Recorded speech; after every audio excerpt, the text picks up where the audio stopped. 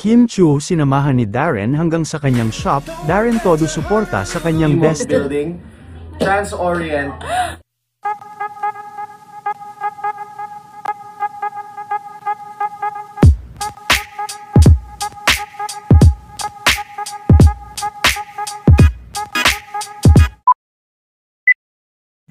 Bilang pagsuporta ni Darren Espanto sa kanyang bestie na si Kim, ay talagang nag-effort nga ito, para personal na magpunta, sa The House of Little Bunny, at opisina ni Kim, matapos sa showtime kanina.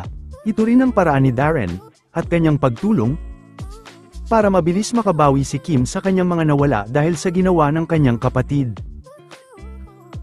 Sinubukan din nila ang viral na Maui-Maui ni Darren.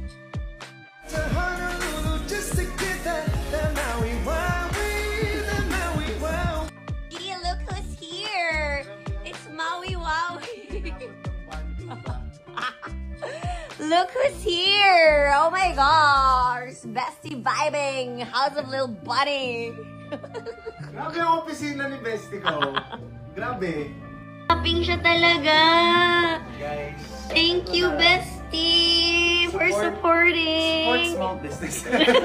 Yes, this is just a small business!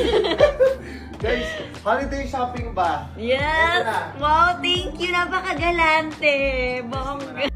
Pasko, bumili na po kayo ng holiday gifts dinner dito sa House of Little Bunny. Meron po silang store, physical store dito, or you can also buy online, houseoflittlebunny.com. Oh, the coolest bestie! Yeah. Andito po sila sa Santis Timog Building, Trans-Orient, third floor. I love it, I love it. Thank you, bestie vibe.